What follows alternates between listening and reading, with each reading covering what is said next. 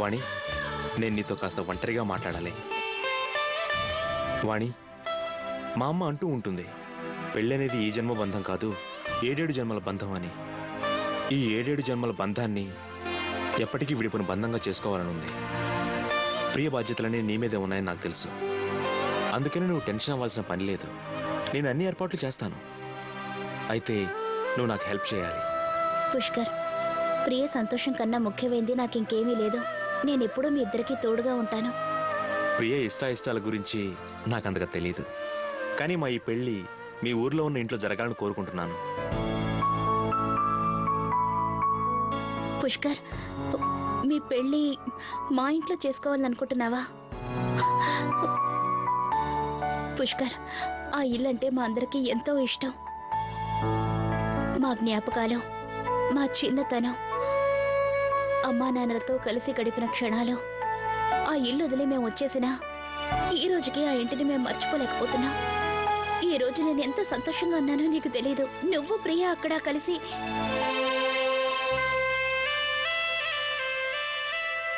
కానీ పుష్కర్, అది ఏ విధంగా సాధ్యం అవుతుంది? ఆ ఇంటి విషయం గురించి మోహన్తో నేను మాట్లాడతాను.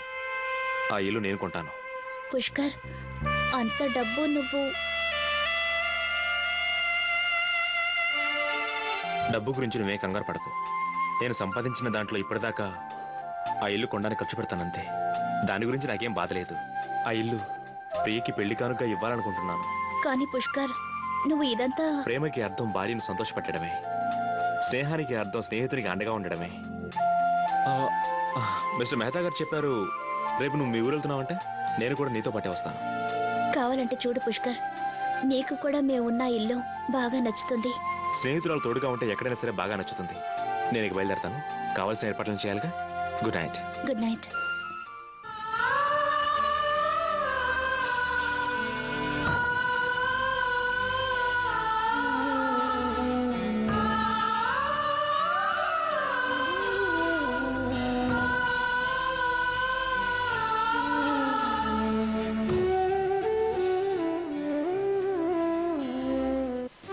నాన్న, మీ కూతుళ్ళ జీవితాల్లో కష్టాలు మాత్రమే లేవు.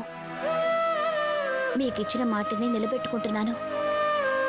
ప్రియ ఇంకా ప్రతి క్షణం సంతోషంగానే గడుపుతుంది.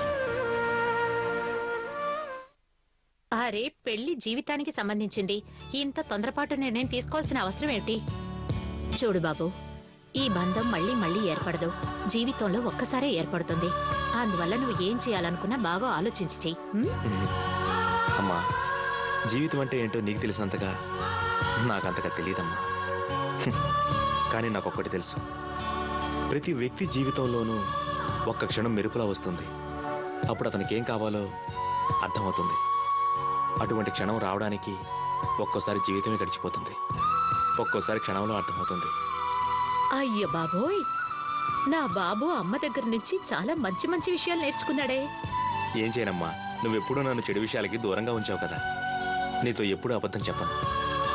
చాలా మంది అమ్మాయిలతో పరిచయాలున్నాయి, కానీ ప్రియ వాళ్ళందరికంటే భిన్నమైనది.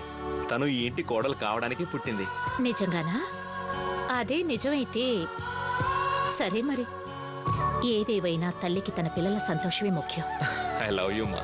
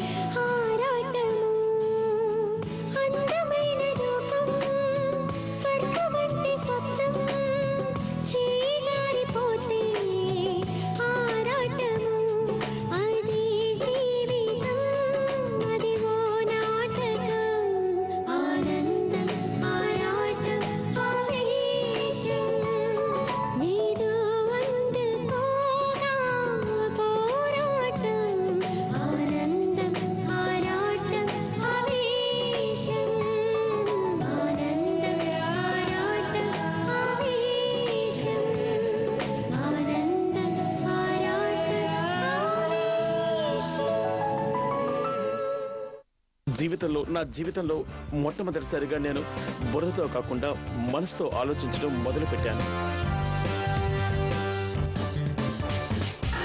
నిజంగా దాన్ని ఏమంటారో నాకు తెలియదు, కానీ నాకు తెలిసిందల్లా ఒకటే, నేను నిన్ను నా జీవిత భాగస్వామిగా చేసుకోవాలనుకుంటున్నాను. నేను పెళ్లి చేసుకోవడానికి ఓ అమ్మాయిని సెలెక్ట్ చేసుకున్నాను. So ladies and gentlemen, please put your hands together and welcome her.